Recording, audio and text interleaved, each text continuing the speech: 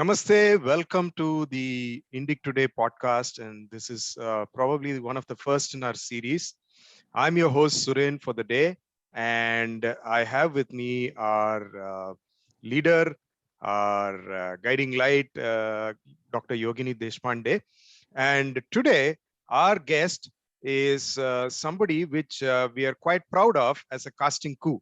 We have the somewhat elusive Manasataramgini, who has very kindly agreed to speak for us. And in terms of who he is something of a, he's known only by his nom de guerre, Manasataramgini, and his blog is one of the most read, most analyzed, and he's one of the, on the so-called Indian alt-right or the trad group, he is among the most lionized writers and thinkers. So if you look at the varied range of topics, it ranges from astronomy to, paleology to history to arcane aspects of Tantra to mainstream Vedic knowledge and medical science and so on and so forth. He's the closest, one of the closest, I would say, in the modern times to have a Sarvatantra Swatantra. And though he just decides to describe himself as a Swachanda. So I'm very happy to welcome on all your behalves, Manasataramgini. Welcome, sir. Thank you very much. I think that was a bit of an exaggerated introduction. I'm pretty ordinary, and hopefully I don't betray the listeners too much with my ignorance. That was humble. So what we wanted to do was, while we could have chosen a wide range of topics, what we wanted to do was pick on something which would be closest to Manasataramgini or MT's specific area where I have found his writing and his thinking to be most incisive and, and also very the most insightful and very rare insights, which I have not found in many other thinkers so far. So we will broadly discuss the arc of civilizations and how they are affected by counter religions, and how certain civilizations have that sense of continuity and how certain civilizations collapse. So we are just titling this podcast Civilization, Counter Religion, Continuity and Collapse. So I would like to start by asking a question about the most dominant civilization as of today, in the 20th century onwards, and which is the European, and specifically the Western European civilization. And one of the most interesting things is, while counter religions, in the face of counter religions, most other ancient civilizations have just collapsed. But while the European, Western Europe, the Greek, Roman civilization seemed to have collapsed temporarily, but then Western Europe rediscovered, rebuilt, and recreated, rose from the ashes, so to speak, in the face of the attack of counter religions. How do you view this, and what are your thoughts on this, MT? So I think we should distinguish a few things here. First, the old classical civilization, the Greco-Roman civilization, along with contributions from Egypt and Mesopotamia, they can be described more precisely as a Mediterranean civilization. And they have connections on one side very intimately to Iran and India, which are again related civilizations. And because of the common Indo-European background of at least some of them, like the Greeks, Romans, Iranians, Indians, they form a continuum rather than being something disjunct. And then on the other hand, you have the more Western Indo-European groups, which are quite murky and we don't know much about their past. That is, the Germans, when they first appear in the Roman consciousness, they're called barbarians. And they are seen as having a civilizational register which the Romans seemed to feel was lower than theirs. And they did value some aspects of their culture, though, that the Germans were seen as extraordinarily brave and unflinching in battle, and the Romans learned this the hard way, suffering some defeats at the hands of the Germanic tribes, like the defeat at the hands of Armenians. So we have this the Germanic and the Slavic people who are sort of like the gray matter of the Indo-European world, and we have this Mediterranean world where there was a long history of high civilization going back to Egypt, and then continued by the Indo-European successor civilizations. And that has intimate ties to India and Iran. Now, within this matrix, there emerged a series of counter-religions. In fact, I won't say that the religion of the Israel or its successor religions, the two later Abrahamisms, were the first. We had Akhenaten's monotheism, which perhaps was the first recorded counter-religion. I don't know if that was older or Zarathustra's rebellion in our midst was older. For the moment, I won't go into any of the dating issues, but to try to keep it a little more succinct, there was a tendency for counter-religious outbreaks in West Asia and North Africa. And eventually, these made their inroad to suppress the classical civilization, which is a story that the people who are aware would know was very brutal. And then it moved further westwards in its victorious march and converted the Germanic and Slavic people. But it was not a process which happened overnight. It was a prolonged battle which was fought, and places like Lithuania of the Baltic branch of the Indo-Europeans, it fell very late. That's in the 1300s or so. And Lithuanian heathenism continued in some subcurrent form all the way till Stalin conquered the Baltic states and killed a lot of those surviving heathens. So I have an interjection here. Sure. Lithuania and their experience is something that is not known to a lot of Hindus. And even I, when I recently found that their pagan civilization, the nature of their pagan civilization and their language and the words, Indo-European words that they have, as well as their very recent Christianization. Would you just take a short detour? I mean, I don't want to make it too long, but okay, if you don't mind, we'll come to the detour after we addressed your first question. Right. Okay. Yeah. Okay. So, okay. Because then we can keep the continuity of thought that way. So after the conquest of Europe over a prolonged period by the forces of Christianity and to some degree Islam too, as we know, the Osman Empire and the Suleiman, it marched very close to Vienna, and there's still like there was the war after the fall of Yugoslavia, and still Albania has Islam. So both the Abrahamisms marched westwards, smothering and wiping out the heathen civilizations of the past. But what happened was this very remarkable event of the Renaissance, during which the knowledge of the classical civilization from the Mediterranean came back. And we should acknowledge that a big conduit for this was, in a sense, another Abrahamism, that is Islam. Since early on, the Islamic conquest of West Asia swallowed many Neoplatonic heathens, like in the city of Haran. And so there was an incorporation of some of these Yavana traditions within the early Islamic free-thinking community. That is, they're Islamic only for the lack of a better word, but you may say that they were just like if sometime in the future India were to be conquered by some Abrahamism, there'll be a lot of people who are still going to be practicing a crypto-Hindu tradition. So likewise, there was a long practice of this cryptic Platonic tradition in West Asia after the Islamic conquest.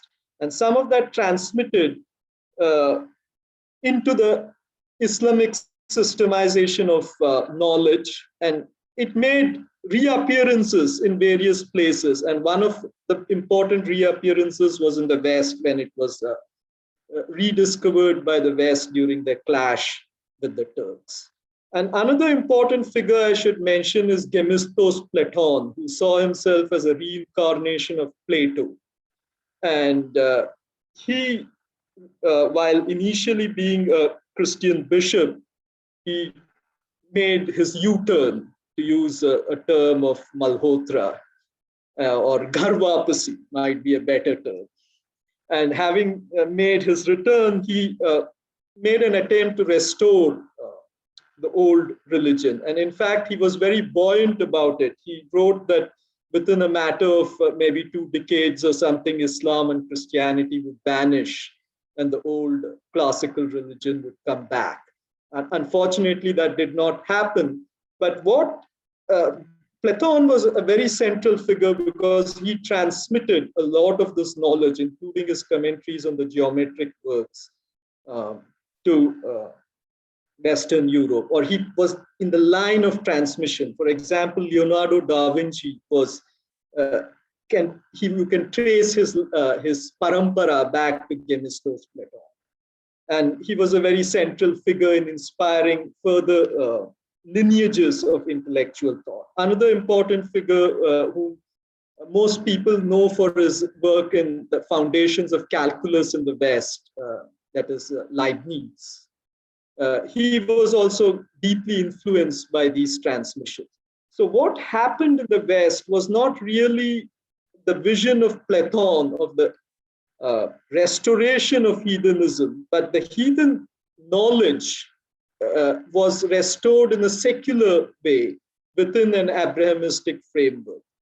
And the way I see this as happening was that there was a struggle. That is, I do see when I read Leibniz or even Newton, that there is a certain kind of admiration for the ancients of the Greco-Roman or the classical world. And you may even say that they wanted to make a return to it.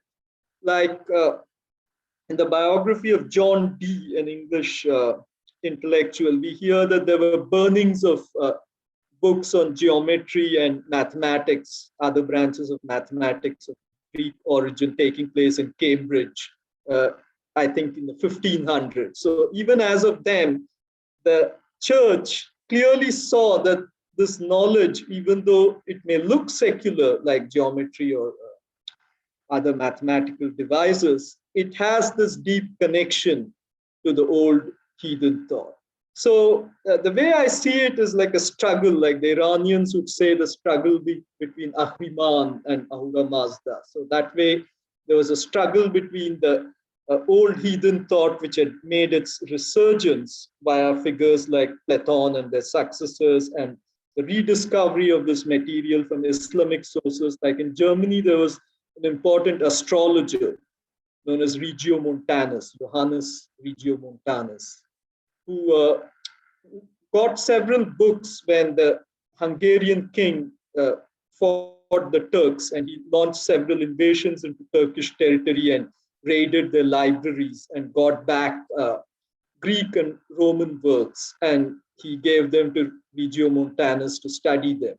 And he prepared critical editions like the astrological poem on the constellations by Manilius, a Roman astrologer. And that's full of heathen material. And you can see that Regiomontanus has in his introduction has some kind of admiration for it. So there was, I believe, a genuine return of heathen thought, but the church was able to fight this return and keep only the secular portion of it, leading to what the West saw as the Enlightenment. So in a sense, it was, to use a biological analogy, an organism engulfing another, like say we are called eukaryotes. We have all come from one type of organism called an archaeon, engulfing a bacterium. And that bacterium has been enslaved to generate energy for the cell as the mitochondria. So likewise, uh, so there's a loss of individuality of that bacterium itself. So likewise, that the heathen part was removed. And today, if you uh, read about these people, like say Proclus, you read of him as a commentator of Euclid. You won't read of him as a philosopher who has composed several hymns to the heathen deities. And as a result of this, I think the church eventually won. But what Europe, Western Europe, got out of this was that ancient knowledge which was able to reinfuse science and allow them to take off. And I should say that when the contact between West and India happened, there was a similar reintroduction of Indian heathen knowledge, which did influence the West quite a bit. And there was a very similar reaction, like if you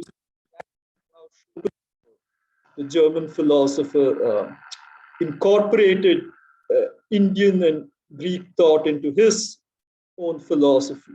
The subsequent generations, while they greatly how they try to minimize and eliminate the whole heathen lineage of thinking.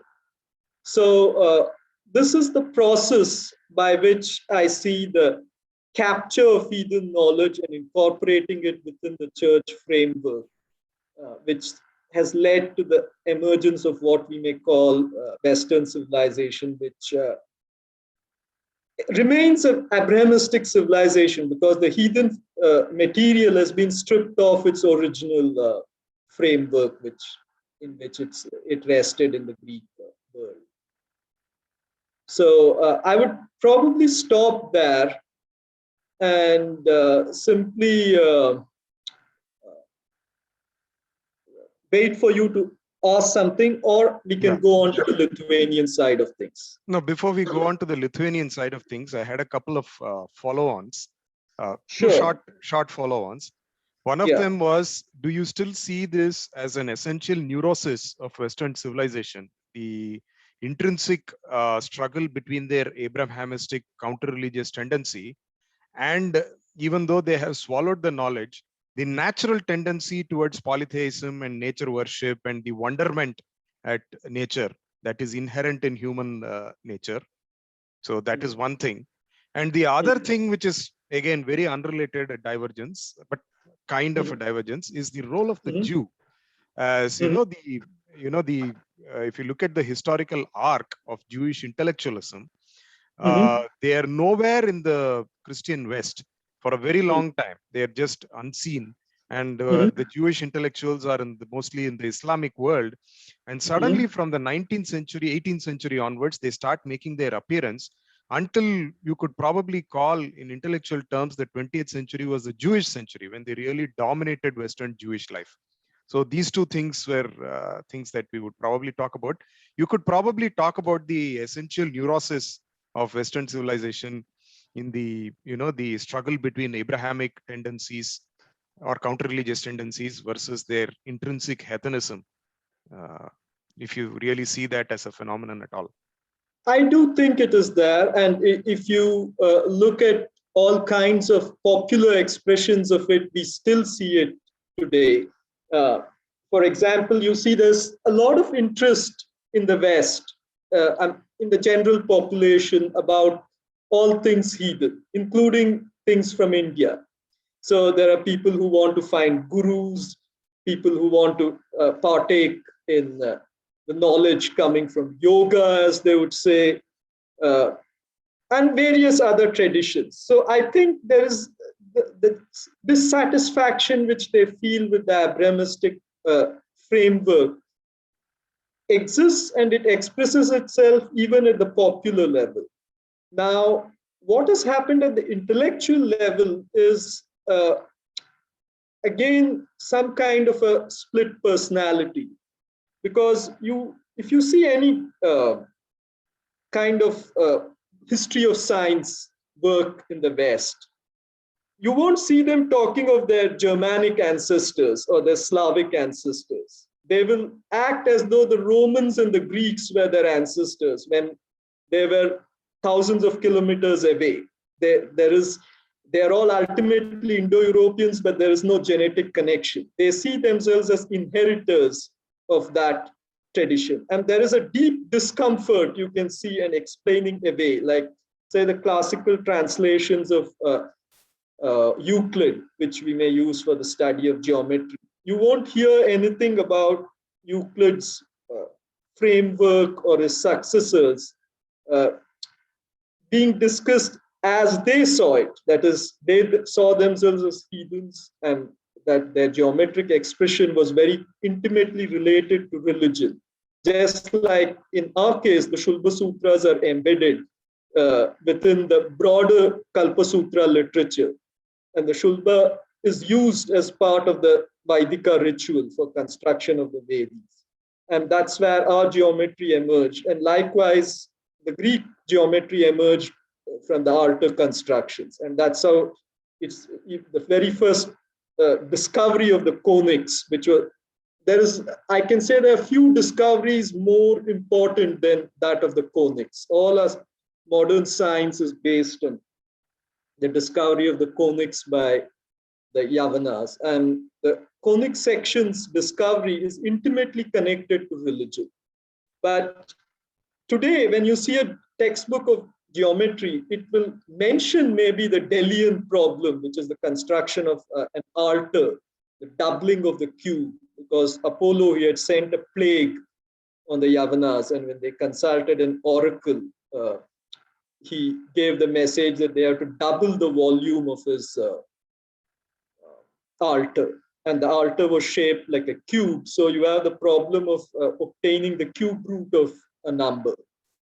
And since you may ask, what's the big deal in getting I don't mean you, a person could ask, what's the big deal to get the cube root? But they had their specific conditions that you have to do it through a geometric construction. So the way they solved it, the simplest solution was, of course, through using a hyperbola and a parabola. So that's how the conic sections were discovered. And so these discoveries are acknowledged, but that bigger framework is lost. But if you see the modern intellectual, they know it lingers. And it goes back to Newton, who was much closer, I would say, to say the Yavanas, because he knew the religious side of it intimately. And he wrote extensively on that. So there is an existing tension. And there was a survey conducted by a researcher whose name may sound sort of funny to some Indians, Eklund.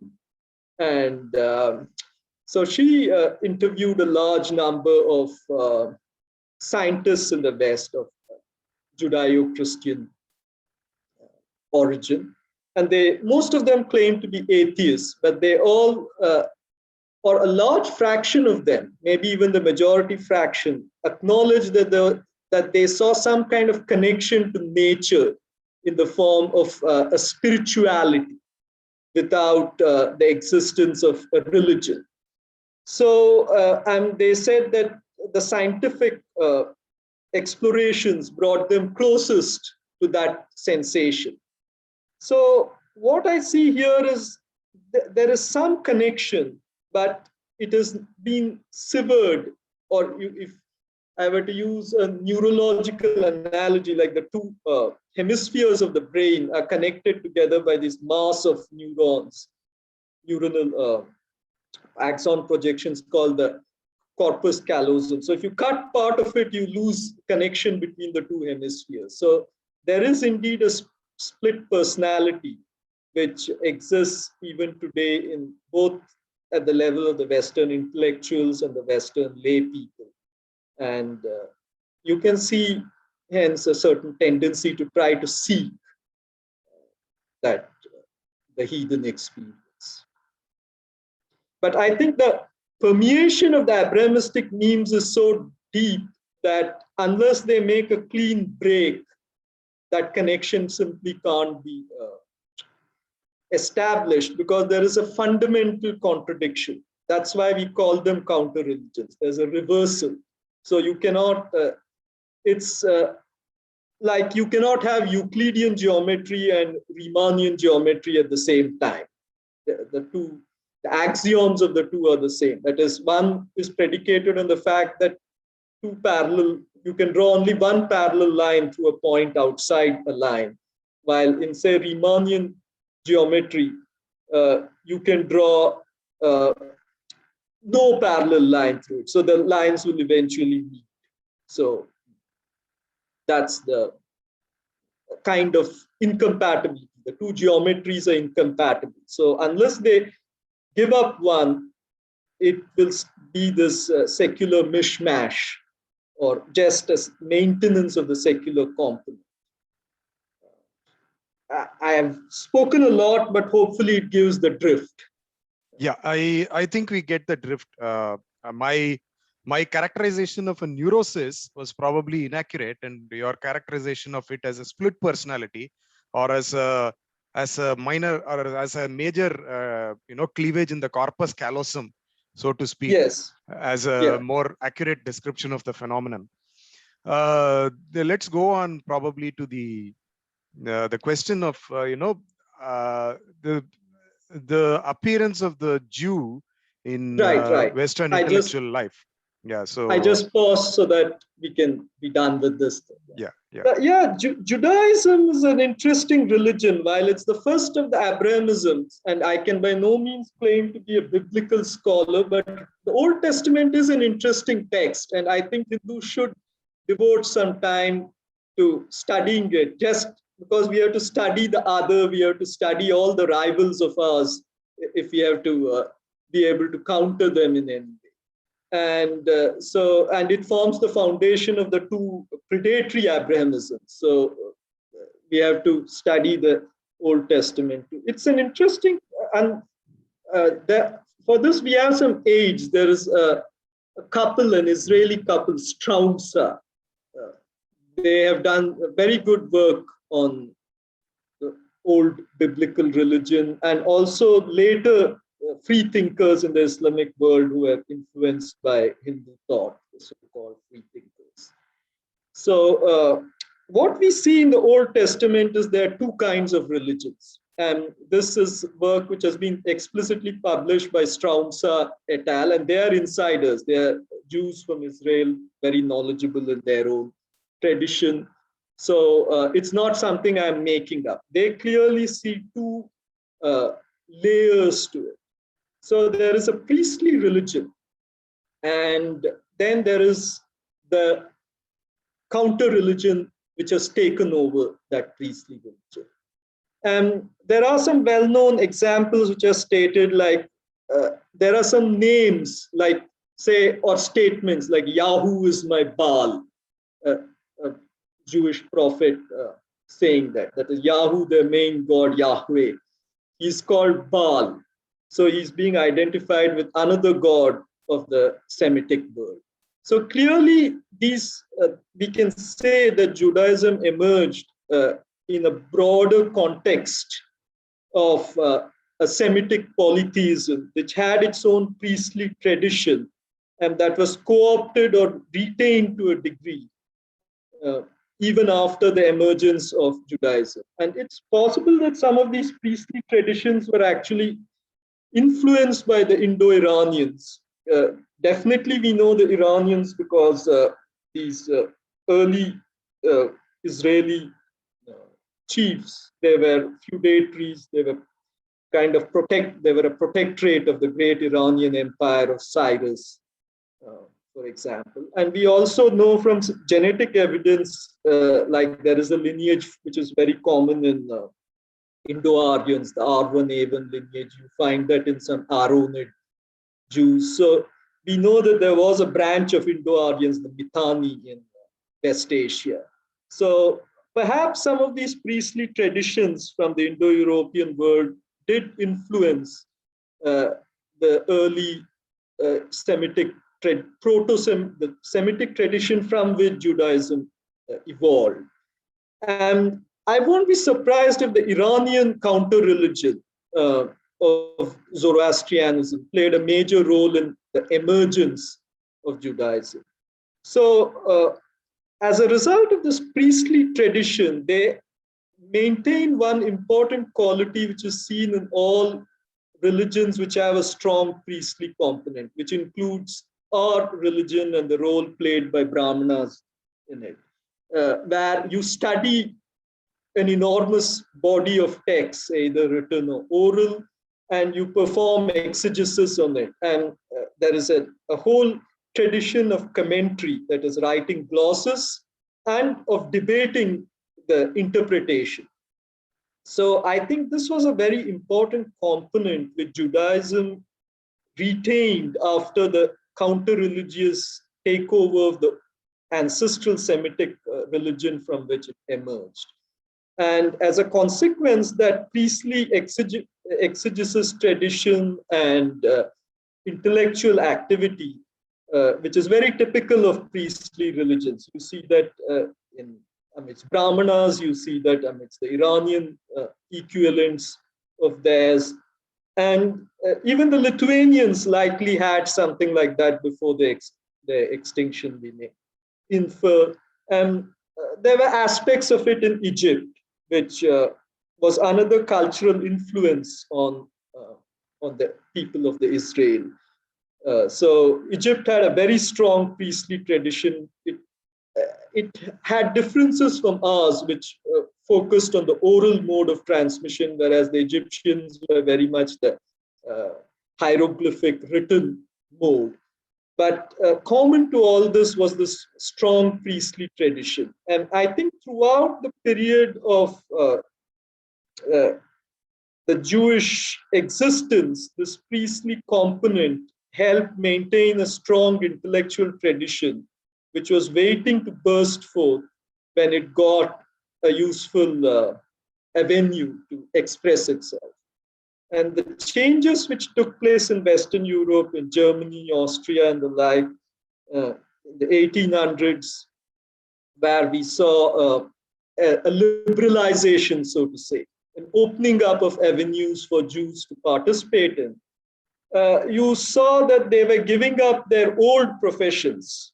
In a sense, they were cashing that priestly check, which had built up their intellectual tradition. Part of it is likely genetic, which helped them to gain a high IQ, and a part of it is cultural, because there was an emphasis on studying and discussing texts. Very similar to what happened in Brahmana communities in India. Many of them have secularized, cashed their check. They would like to call themselves as very modern and progressive people. But they engage in a certain kind of intellectual activity. And this was very similar to what happened to the Jews, because many of them converted to Christianity to sort of fit into German society. So the whole German efflorescence, it dragged the Jewish population within it along. And they engaged, we had some very central figures like Karl Gauss and one of his students, I forget his name, I think it was Moritz Kantor, who was one of the first Jewish professors, very reputed Jewish professor. So you see them entering this. So there was a background of German intellectual life which was coming up. And that's the time when these guys had this liberalization opportunity. And because they had the pre-adaptation coming from their priestly religion, they were able to simply dominate these fields. And that produced a certain reaction in Germany, which resulted in the attacks on them during the World War II. And there were also attacks on them in Russia, and they dominated the Russian intellectual life, including chess and the nuclear program. You see their contributions in all of those. But in the end, I think if you have the brains, you can survive, and they showed that. So that's what you may call their story in the 20th century. And Many of them, if you've spoken to, I have happened to speak to some of them, they are very observant of some of them who are very observant of their religion.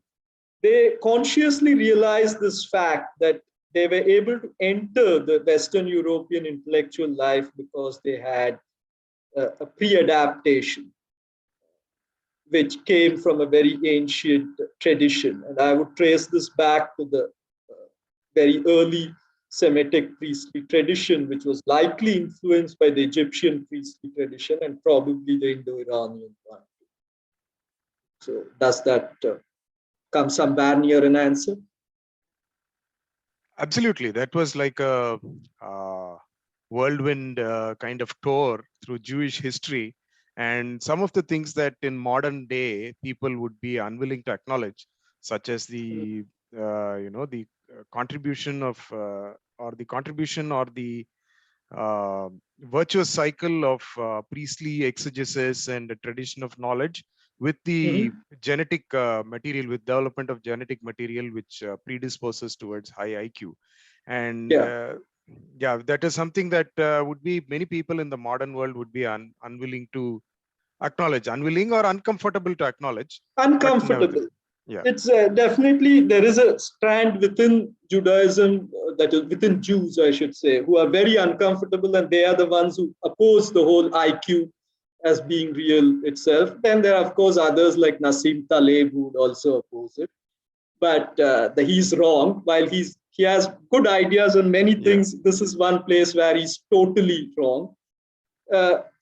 Unfortunately, it's greatly politicized because of the downside. If you say some people have high IQ, it would imply that some people have low IQ.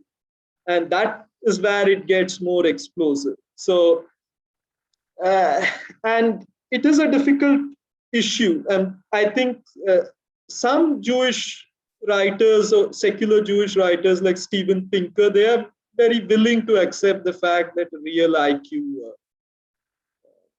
component might be involved in the process.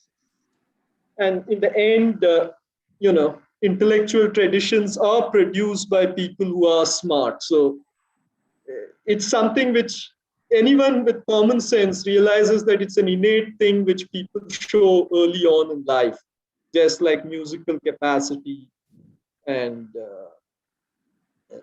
say the perfect pitch and the like. So there are certain things which are innate, and we have to come to terms with that.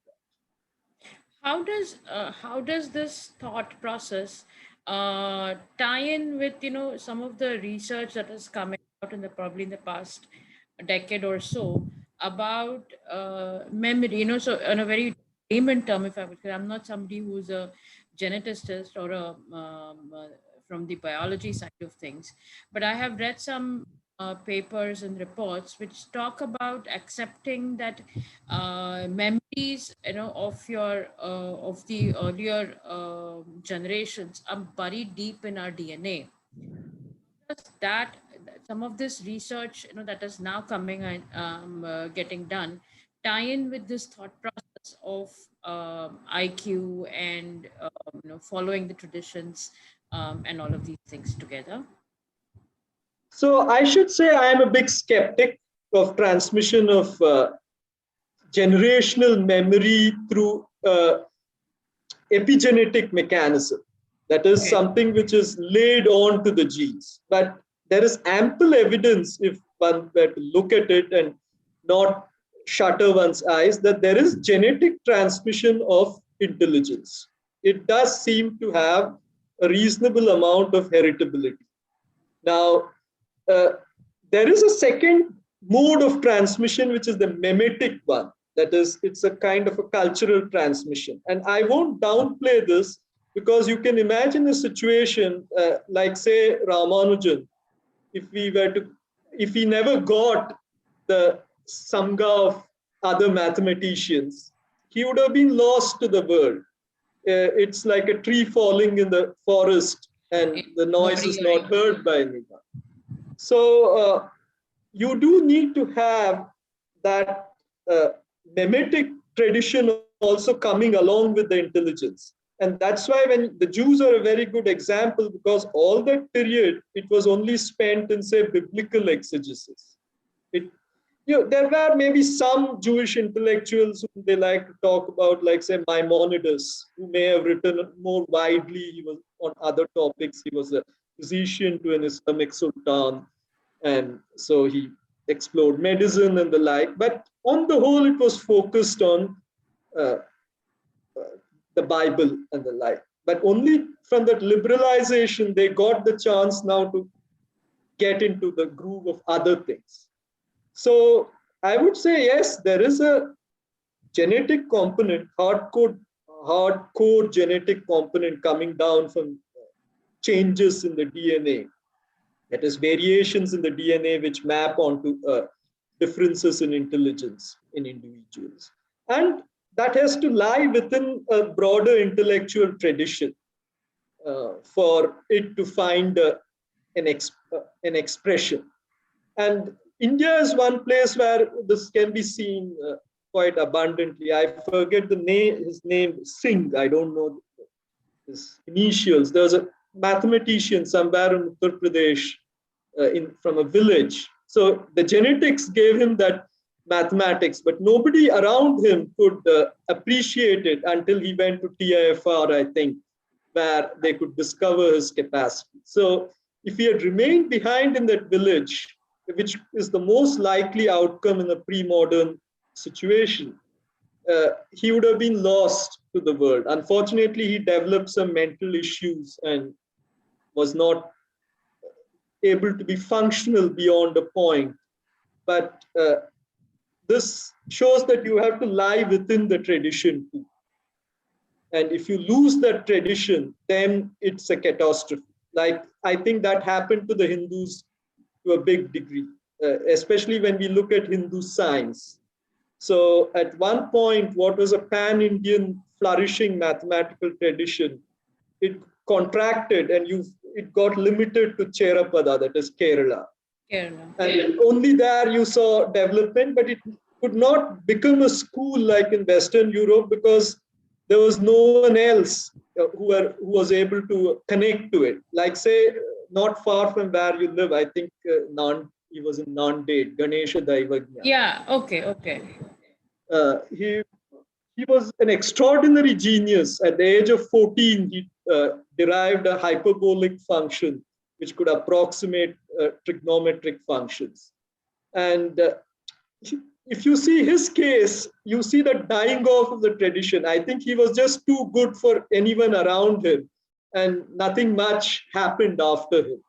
And there's a very ironic thing about him. He did the same kind of experiment like what Galileo did to see whether if you drop two bodies, they'll fall to the ground at the same time, irrespective of their weight.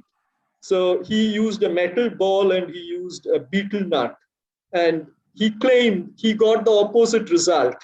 That is, he claimed that the beetle nut fell slower than the metal ball. And as a consequence, he got his physics wrong. But he was doing those experiments. Now, I believe that if he had a broader community, eventually he would have reached the more correct answer. So you need Basically, both you're saying that what we would in Hindi or Marathi say, the Sangopan has to exist or be there yes, uh, absolutely. for that particular tradition or that science to develop.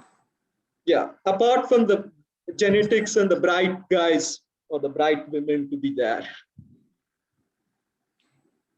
Okay.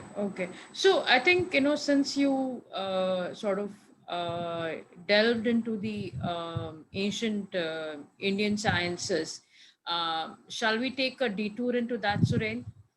And Yeah.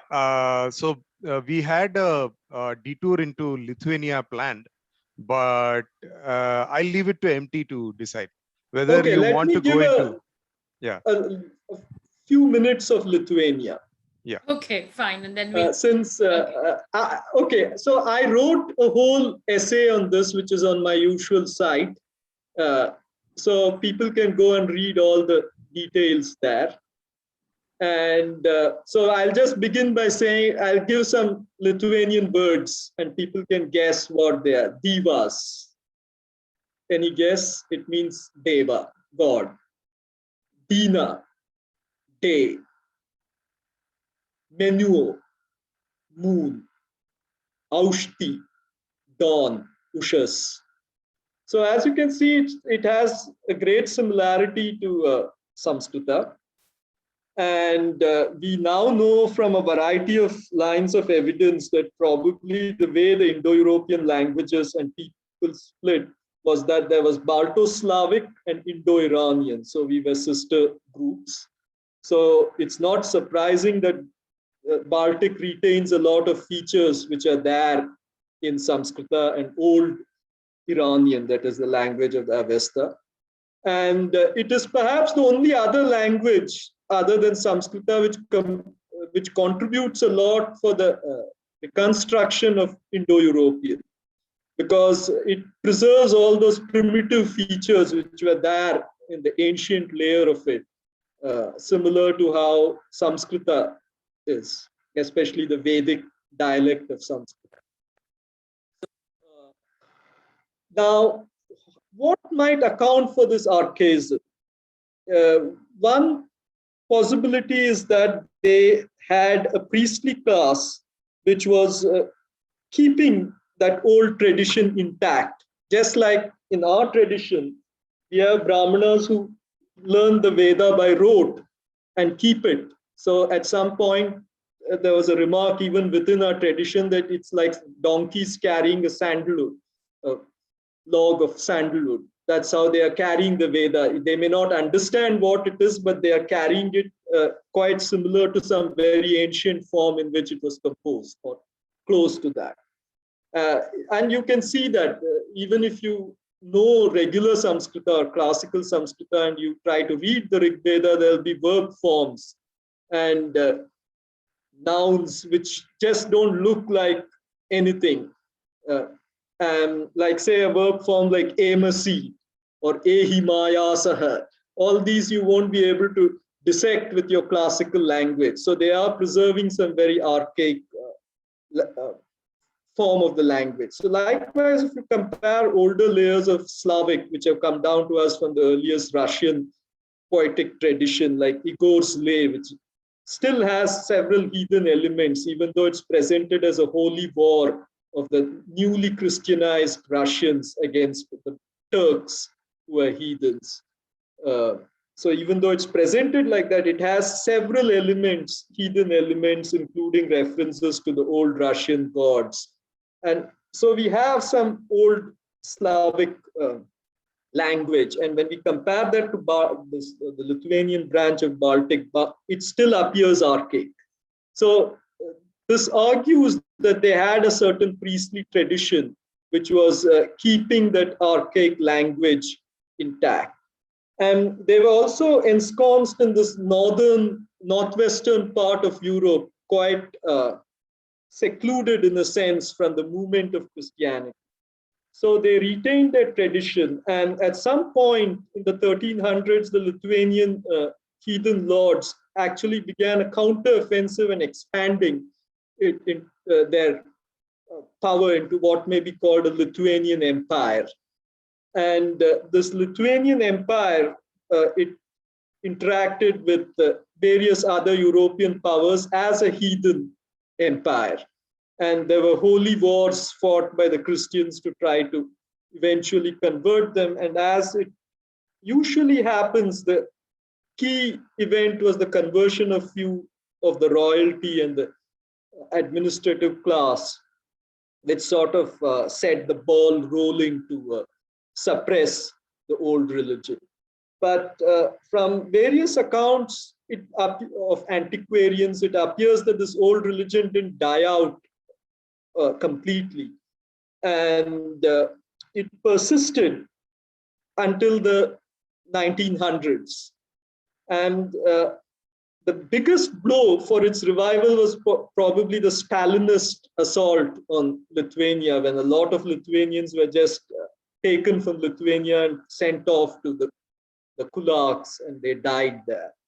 So that may have been an even bigger blow than the initial Christianization. But even today, if you see, there is of the European countries, I would say Lithuania has one of the stronger repaganizing tendencies. And they do recognize the fact that there are parallels to the Vedic tradition, and whatever survives, whatever knowledge survives of their tradition, we can say from that it was definitely pretty close to the Vedic tradition. So they have as the prime deity of the pantheon a deity called Perkunas, who is the thunderer. And as you can see, his name is the cognate of the deity Parjanya, which is the archetype of Indra in the atmosphere, who gives rain. And there are surviving Lithuanian hymns which give that rain, which illustrate that rain-bearing aspect in ways very parallel to what you see in the Shruti. Like, I am not going to say this with intonations just for this talk. Like, there is a verse in the Rig Veda, Yo Garbham Oshadinam Gavam Krunot Yarvatam Parjanya Purushinam. So, as you can see, Yo Garbham Oshadinam Gavam Krunoti Arvatam. So, your Parjanya is said to create the garbha or fertilize the Oshadi, Gava, cows, and Arvata, the mares, Parjanya Purushinam, and also of the human females. Now, there is a very parallel verse in the Lithuanian tradition where Perkunas is called upon to make their fields rich with a golden yellow grain, and to send a fruitful, sweet rain, which will make the plowers and the sowers bear their fruit. So that continuity can be seen of this religion, and it was, for me, it's a tragedy that they couldn't. I believe that if they were able to hold on for 100 more years, we would still have a heathen nation in Europe, which would where we would see a recognizable religious tradition comparable to ours.